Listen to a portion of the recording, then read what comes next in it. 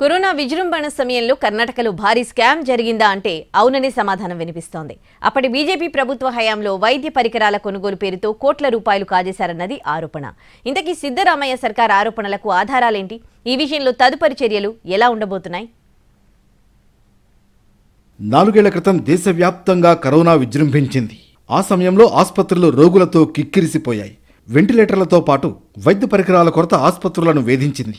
ఇలాంటి పరిస్థితుల్లో ప్రజలను కాపాడుకోవడానికి ఖర్చుకు వెనకాడలేదు ప్రభుత్వాలు. వెంటిలేటర్లు, వైద్య పరికరాలు, ఔషధాలను పెద్ద సంఖ్యలో కొనుగోలు చేశాయి. అయితే కర్ణాటకలో వైద్య పరికరాల కొనుగోలు పేరుతో భారీ స్కామ్ జరిగిందనే ఆరోపణలు కొంతకాలంగా వినిపిస్తున్నాయి.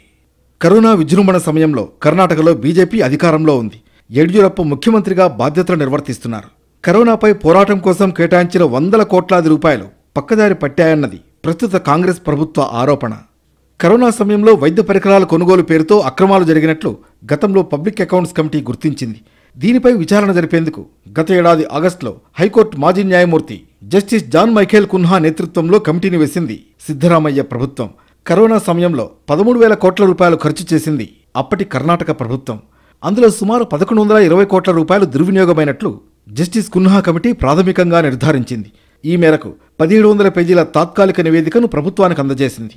కాగా చాలా ఫైళ్లు కనిపించకుండా పోయాయని, తాము పదే అడిగినా అందజేయలేదని స్పష్టం చేశారు జస్టిస్ కున్హా. ఇక పూర్తిస్థాయి నివేదికను తయారు చేసేందుకు కమిటీ కాలపరిమితిని మరో 6 నెలల పాటు పొడిగించింది సిద్ధరామయ్య ప్రభుత్వం. జస్టిస్ కున్హా కమిటీ రిపోర్టును విశ్లేషించేందుకు ఉన్నతాధికారులతో ప్రత్యేక కమిటీని ఏర్పాటు చేసింది కర్ణాటక మంత్రివర్గం. ఇక జస్టిస్ కున్హా కమిటీ నివేదికలోని అంశాలను పూర్తి స్థాయిలో అధ్యయనం చేయనుంది అధికారుల బృందం. ముఖ్యమైన అంశాలను నెల రోజుల్లోనే ప్రభుత్వానికి నివేదించే అవకాశం ఉంది. మొత్తానికి కరోనా సమయంలో జరిగిన భారీ స్కామ్ కర్ణాటకలో హాట్ టాపిక్గా మారింది.